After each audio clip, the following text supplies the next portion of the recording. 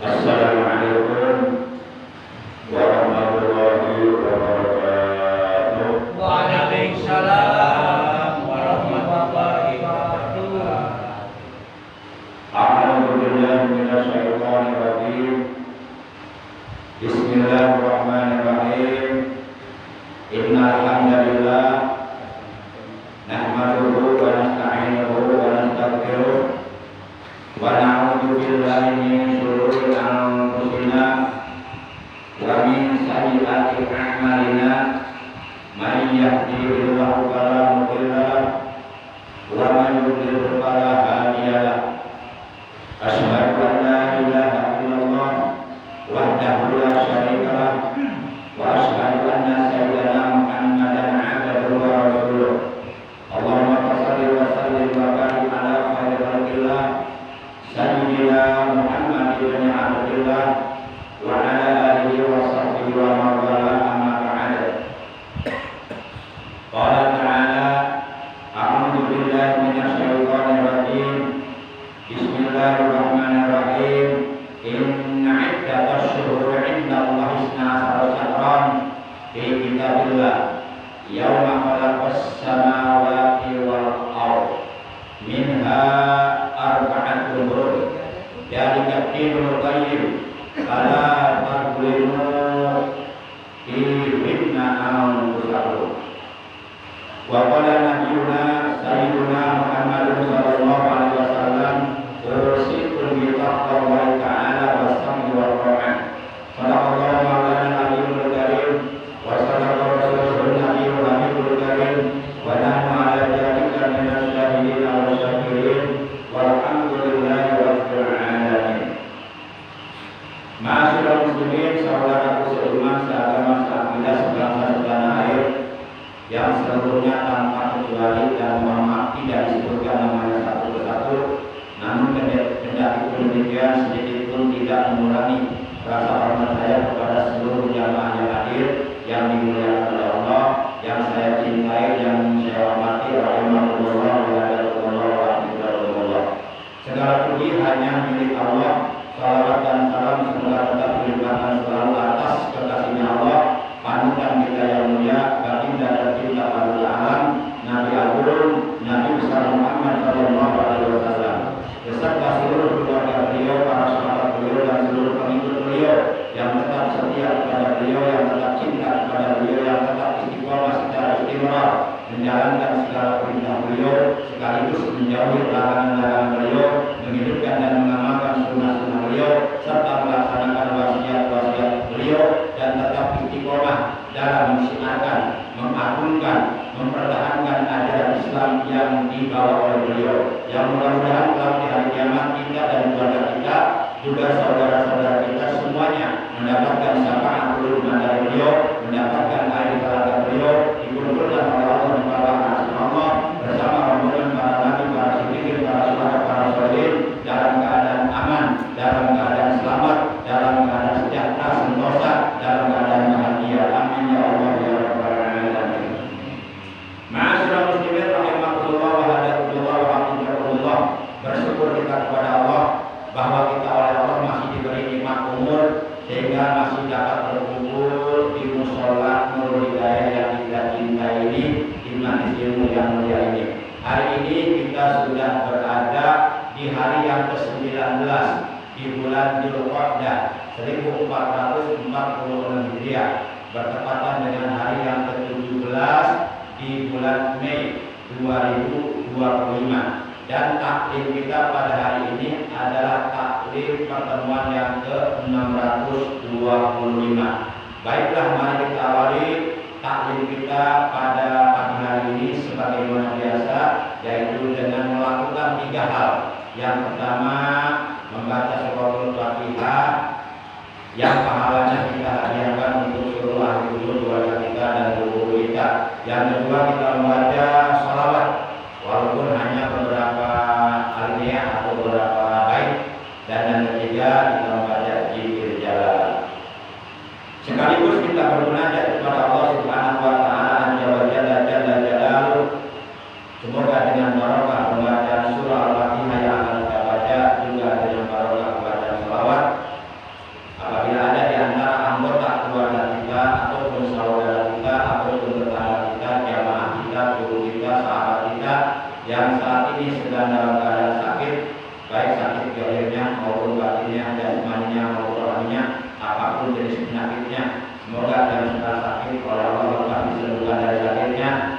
diberikan kesehatan yang barokah, yaitu kesehatan yang selalu digunakannya untuk berbuat baik, untuk beramal soleh, untuk beribadah buat bekal nanti di alam akhirat. Dan kita doakan pula anak cucu kita, ponakan-ponakan kita yang sedang dalam keadaan menuntut ilmu agama, baik di pondok pesantren atau di lembaga pendidikan Islam. Kita doakan semoga mereka oleh Allah dikaruniai umur yang panjang yang barokah, selalu disehatkan zahir batinnya dan rohaninya, dicerdaskan akal pikirannya, dibaguskan akhlaknya, disolehkan hatinya, dan dijadikan orang-orang yang berguna dan bermanfaat bagi dirinya, keluarganya, agama, bangsa dan negara. Diberikan yang terbaik. Alhamdulillah.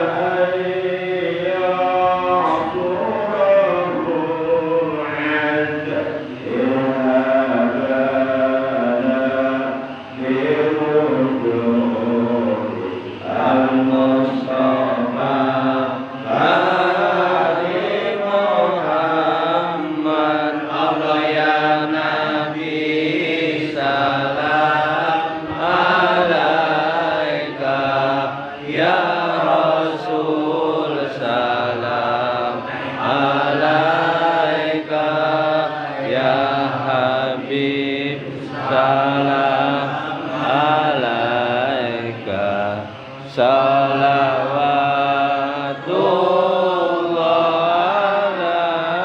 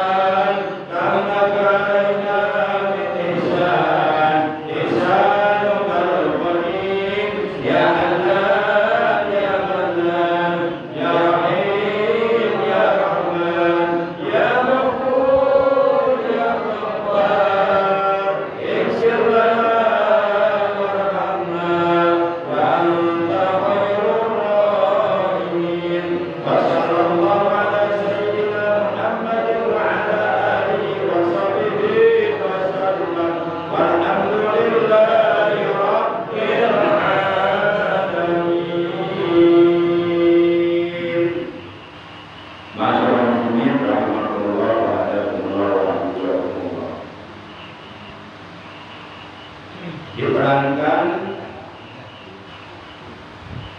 inna allaha ta'ala minas sanati salasa asaratin. Sesungguhnya Allah Subhanahu wa ta'ala telah memilih dari 1 tahun yang terdiri dari 12 bulan, Allah memilih 3/10. Kan bilangan bulan dalam Islam yang telah ditetapkan oleh Allah sebanyak 12 bulan. Dimulai dari bulan pertama Muharram, kemudian Muharram, Syawal, kemudian Rabiul Awal, Rabiul Akhir, Jumadil Ula, Jumadis Tsaniyah, Rajab, Sya'ban, Ramadan, Syawal, Dzulqa'dah, Dzulhijjah. Ini adalah merupakan ketetapan dari Allah. Ketika Allah menciptakan langit dan bumi, Allah sudah menetapkan bilangan bulan itu 12 bulan.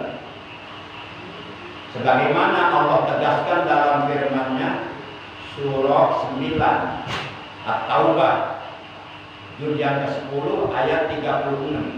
Allah menegaskan inna iddatash syuhuri indallahi isna asyara syahran fi kitabillah yauma khalaqas samawati wal ardh minha arba'atun hurum. Jadi dinul qayyim pada tadlimu fihinna anfusakum. Kata Allah, inna iddatash syuhuri, sesungguhnya bilangan bulan indah Allah pada sisi Allah isna asyara syahran, itu ada 12 bulan yang tadi nama-nama bulannya sudah disebutkan. Fi kitabillah, dalam ketetapan Allah. Yauma khalaqas samawati wal ardh, pada hari di mana hari itu Allah menciptakan 7 lapis langit dan bumi. Ini sudah ditetapkan. Kita aja belum tahu.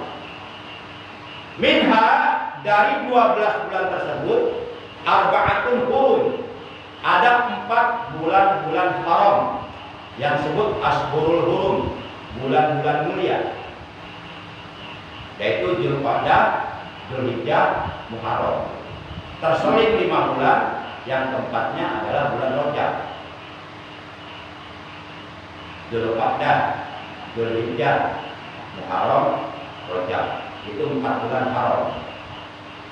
Dzulqa'dah kalau kata orang di bangsa disebut bulan hafid. Hafid kalau kata anak muda, hanut kajepit. Memang kajepit hanut, bagus. Orang Sunda hafid. Gak ada hafid, yang ada Dzulqa'dah. Itu bahasa kita aja.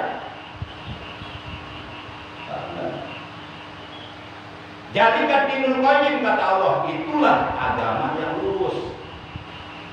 Nah, kemudian setelah Allah menjelaskan kepada kita bahwa bilangan bulan pada sisi Allah yang telah ditetapkan oleh Allah dari semenjak Allah menciptakan langit dan bumi sebanyak 12 bulan, lalu kemudian Allah menerangkan dari 12 bulan diantaranya ada 4 bulan haram, yang di dalam bulan-bulan tersebut kita dilarang berperang. Padahal perang membela agama Allah wajib, tapi ketika datang bulan Dzulqa'dah, Dzulhijjah, Muharram, Rajab, dilarang berperang. Maka tidak ada peperangan. Kalau perang membela agama Allah saja yang hukumnya wajib dilarang, apalagi kalau kita berbuat maksiat, berbuat dosa di bulan-bulan itu, tentu Allah murka. Berbuat maksiat bukan berarti kita melakukan zina saja, berjudi saja, mabuk saja, meninggalkan sholat 5 waktu pun itu adalah perbuatan maksiat yang sangat besar dosanya, lebih besar daripada 1000 kali zina. Namun dibilang nih, para jamaah yang mulia, Tapi kebanyakan umat Islam nggak merasa itu dosa, biasa-biasa saja meninggalkan sholat. Kalau itu dosa besar. Apalagi kalau sampai ingkar, menentang terhadap kewajiban sholat fardu, itu bisa kufur, bisa keluar dari agama Islam, bisa murtad. Banyak keterangannya, nggak usah dibuka, nanti hafal. Para jamaah yang dimuliakan oleh Allah Subhanahu wa Ta'ala. Nah, Allah melarang fala tadlimu fihinna anfusakum. Fala tadlimu, maka janganlah sekali-kali kamu menjolimi fihinna di bulan-bulan tersebut, di bulan Dzulqa'dah, Dzulhijjah, Muharram, Rajab. Anfusakum akan dirimu. Maka janganlah sekali-kali kamu menganiaya dirimu sendiri di bulan-bulan itu dengan cara melakukan perbuatan-perbuatan dosa. Itu berarti kita menjolimi diri sendiri. Karena Allah memberi kita mata bukan untuk berbuat dosa, tapi untuk bersyukur kepada Allah. Mata kita gunakan untuk melihat ayat-ayat Allah.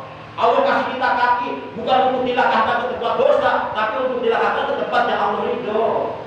Nah, ketika kita menyalahgunakan anggota badan yang Allah titipkan kepada kita, berarti kita telah menjolimi diri kita sendiri. Na'udzubillah min. Nanti yang rugi kita sendiri, Allah nggak rugi. Seumur hidup manusia berbuat dosa, bahkan dosa yang paling besar dia lakukan, Allah tetap mulia. Perbuatan dosa yang dilakukan oleh manusia sedikit pun tidak mengurangi kemuliaan Allah. Allah tetap mulia.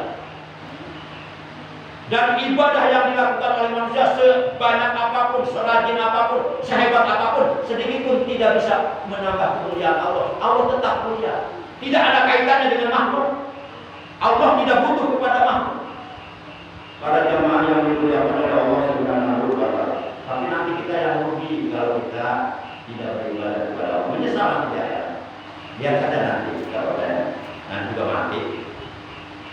Para jamaah yang dimuliakan oleh Allah Subhanahu wa Ta'ala. Nah, dari 12 bulan tersebut ada dari 1 tahun yang terdiri dari 12 bulan tersebut ada 3/10 yang telah dipilih oleh Allah. Pertama, di sini dikatakan yang pertama adalah Al-Asrul Akhir min Ramadan, 50 min barakati Lailatul Qadri. 10 yang pertama yang telah dipilih oleh Allah adalah 10 yang terakhir dari bulan Ramadan. Dari mulai tanggal 21 sampai tanggal 30 Ramadan. Itu telah dipilih oleh Allah. Karena di dalamnya ada keberkahan malam Lailatul Qadar. Yang apabila kita melakukan ibadah di malam itu, nilainya jauh lebih baik daripada melakukan ibadah selama 1000 bulan alias selama 83 tahun. Di bulan Dzulqa'dah sekarang ada Lailatul Qadar nggak? Nggak ada. Di bulan-bulan lain nggak ada Lailatul Qadar. Lailatul Qadar itu adanya hanya di bulan Ramadan. Itu pun di 10 terakhir, bukan 10 awal, bukan 10 pertengahan, di 10 terakhir adanya. Tapi di bulan Dzulqa'dah ini ada amalan yang apabila kita melakukan amalan itu, amalan tersebut sebanding dengan melaksanakan sholat sunnah di malam Lailatul Qadar. Amalannya adalah melakukan sholat sunnah di malam hari di hari 10 bulan Dzulhijjah. Nah, kalau nggak salah tanggal 1 Dzulhijjah tahun ini hari apa? Dari tanya dulu. Hari apa? Selasa ya. Pokoknya kalau nggak Selasa kok. Kalau nggak Selasa. Kalau nggak Selasa Senin. Kalau nggak Senin Ahad. Pokoknya di antara 7 hari aja udah. Ya, yang jelas bulan Dzulhijjah pasti mulainya tanggal 1 itu pasti. Jelas ya. Nggak masalah jika aku pasti ya. Para jamaah yang dimuliakan oleh Allah SWT. Nah, apabila kita melakukan sholat sunnah di malam hari, terhitung dari mulai 1/2 malam ke sana sampai datang waktu sahur, itu pahala sholat sunnah yang kita lakukan di malam tersebut, di 10 malam pertama bulan Dzulhijjah, itu sebanding dengan sholat sunnah di malam Lailatul Qadar. Walaupun Lailatul Qadar tidak ada di bulan Dzulhijjah. Masya Allah. Maka di malam-malam itu perbanyak sholat sunnah. Di siang harinya puasa. Yang kedua,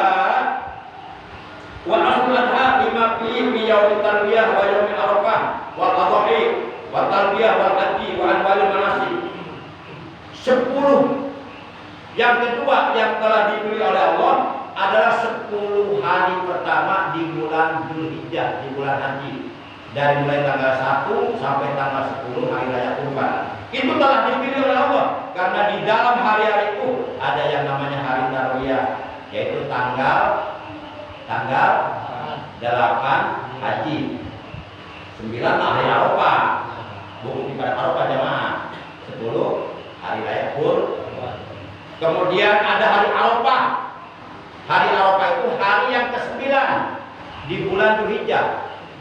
Dari mulai Allah menentukan bulan sampai hari kiamat terjadi, tetap yang namanya jamaah haji wukuf di padang Arafah pasti tanggal 9. Nah, ketika jamaah haji sedang melakukan wukuf di padang Arafah tanggal 9, pasti besoknya di kita lebaran. Nah, patokannya wukuf itu patokannya kuat. Karena kata Nabi, al-hajju arafatun. Haji itu harus wukuf di padang Arafah. Rukun haji ada 6. Di antaranya wukuf di padang Arafah.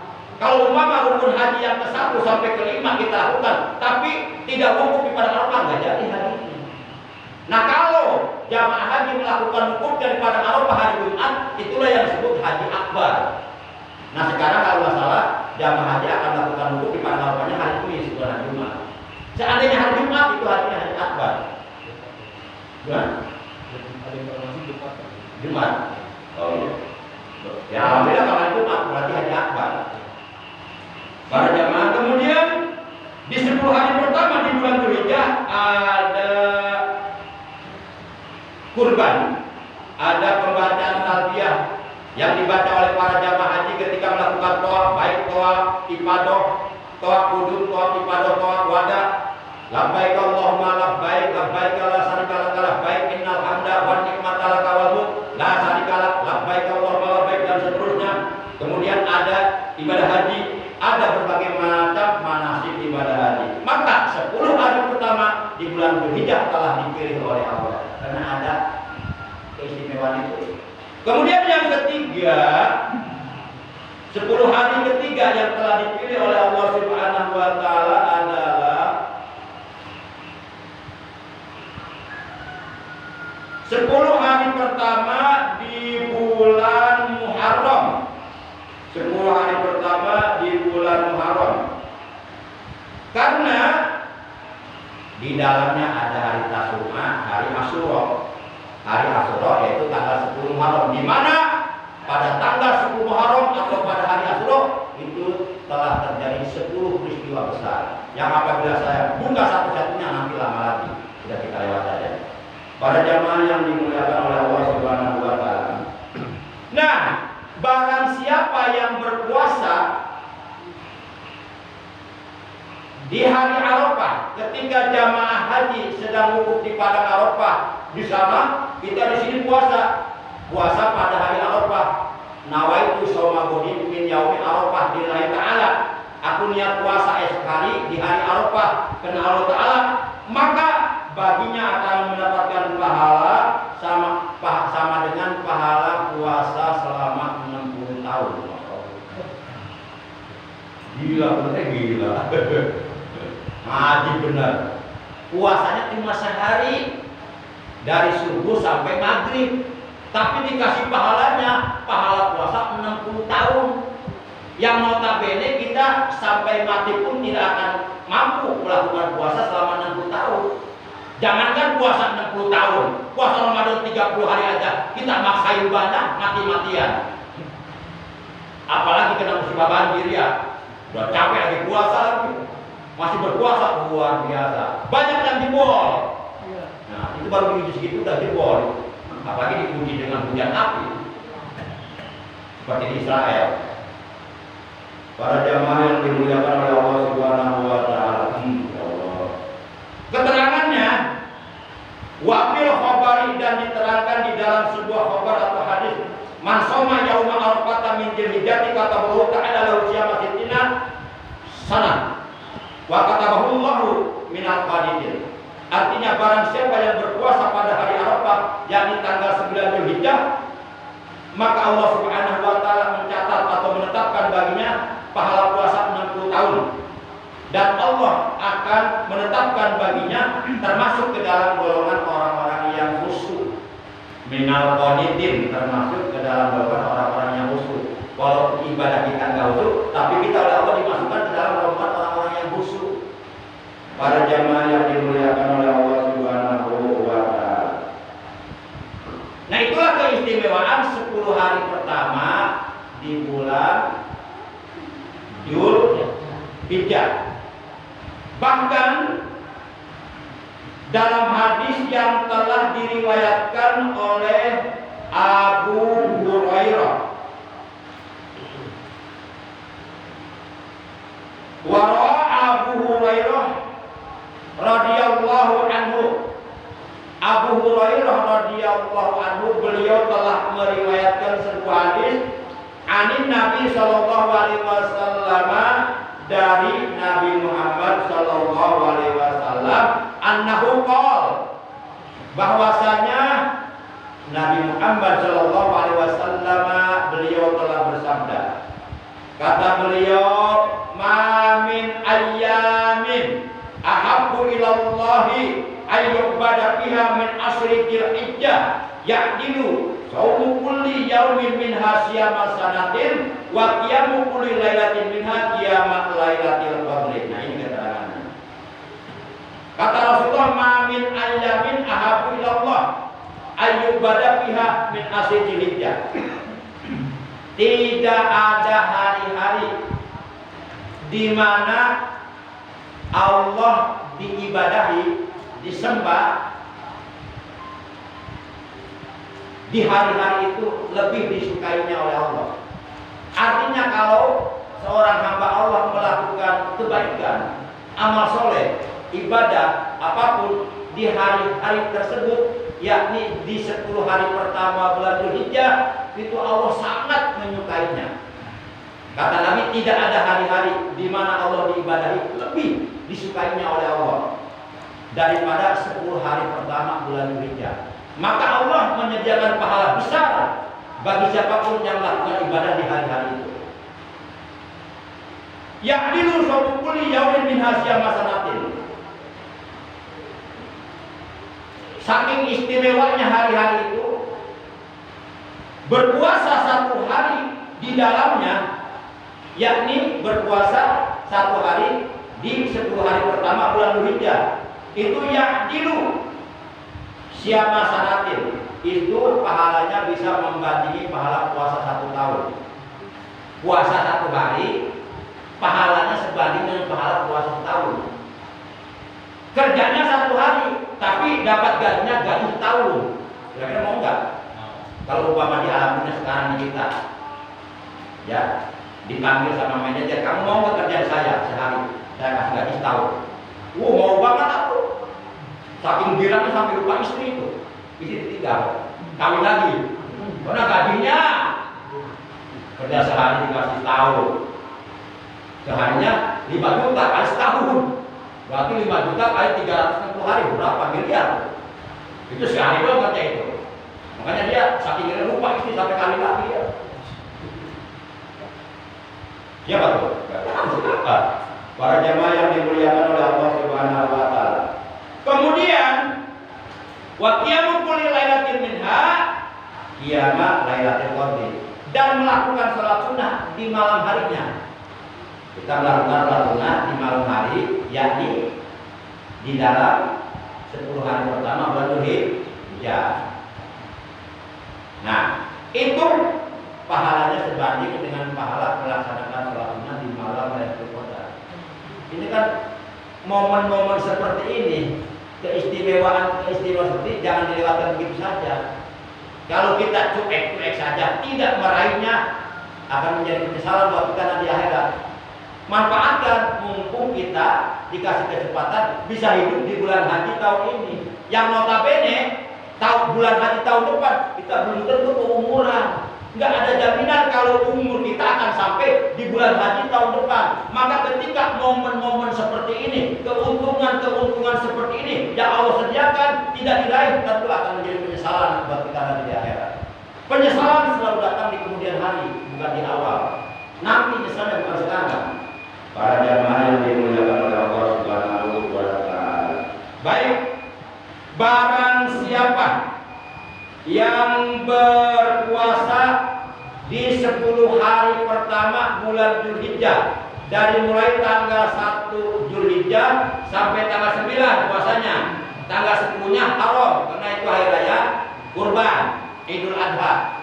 Tidak boleh umat Islam melaksanakan puasa apapun di hari raya. 1 hari raya Idul Fitri, 2 hari raya kurban, dan 3 hari sesudahnya yang disebut hari-hari tasyrik.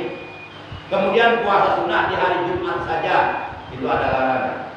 Para jamaah yang dimuliakan oleh Allah Subhanahu wa taala. Jadi barang siapa yang melaksanakan puasa di hari-hari tersebut, yakni di dalam 10 hari pertama bulan Dzulhijjah, menurut keterangan dari para ulama di sini dijelaskan, qala ba'dul ulama, telah menerangkan sebahagian para ulama, man shoma, barang siapa yang berpuasa hadhil ayyam, pada hari-hari ini, yakni hari-hari 10 pertama di bulan haji, akramahullah ta'ala bi asrati asya'a, maka niscaya Allah Subhanahu wa ta'ala akan memuliakannya dengan 10 kemuliaan, dengan 10 keuntungan, dengan 10 keutamaan, dengan 10 keistimewaan. Yang pertama adalah al-barakatu fi umrihi, oleh Allah akan dibarokahkan umurnya. Umur yang barokah walaupun pendek akan menghasilkan kebaikan yang banyak, menghasilkan pahala yang banyak. Umur yang tidak berkah walaupun panjang akan menghasilkan dosa yang banyak, akan menghasilkan ajab yang lama. Bapak-bapak kira-kira pengen umur pendek tapi barokah, apa panjang tapi nggak berkah? Panjang dan barokah. Ya udah kasih nama Pak Panjang Barokah.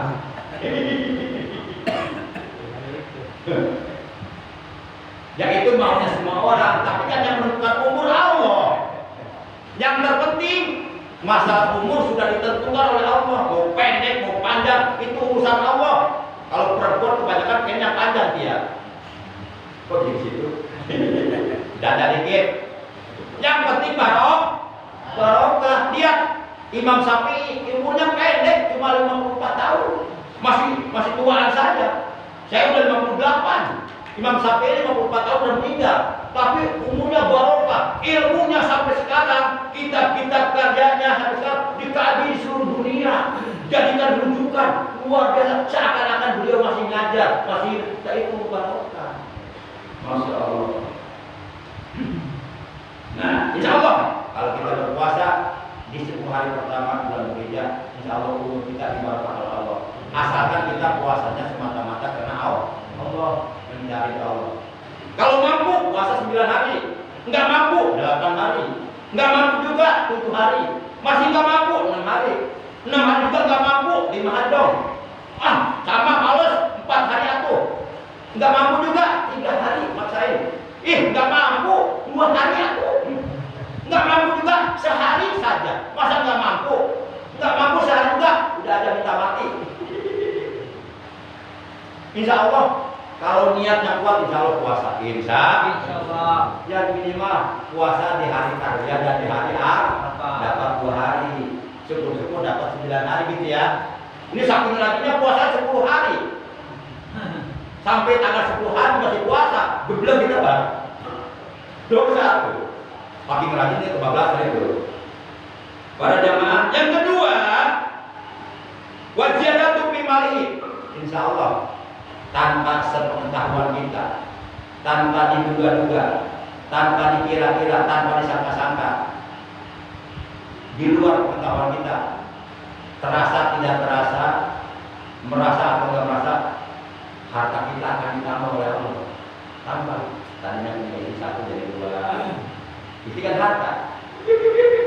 Ya, tambah, hartanya ditambah oleh Allah. Itu yang kedua. Tapi kita puasa jangan kena itu. Kata puasa mah kenal, luruskan niat, itu mah keuntungan saja. Itu nggak usah dijadikan tujuan, apalagi masuk niat, jangan, nggak boleh. Kemudian wajib tupi nyali, barokah puasa di 10 hari pertama Dzulhijjah oleh Allah akan dijaga anak keluarganya, sekeluarga dijaga dari hal-hal yang buruk. dijaga dari hal-hal yang tidak diinginkan, selalu berada dalam rahmat Allah, berada dalam lindungan Allah. Tentu kita ingin seperti itu. Yang keempat, wa takfirul sayyi'atihi. Keburukannya oleh Allah akan dihapus. Yang kelima, wa tad'ifu li hasanatihi. Setiap melakukan kebaikan oleh Allah pahalanya akan dilipat gandakan. Yang keenam, wa tashilu li sakarati mautihi. Ketika dia sedang dalam keadaan sakaratul maut, oleh Allah akan dimudahkan dicabut nyawanya.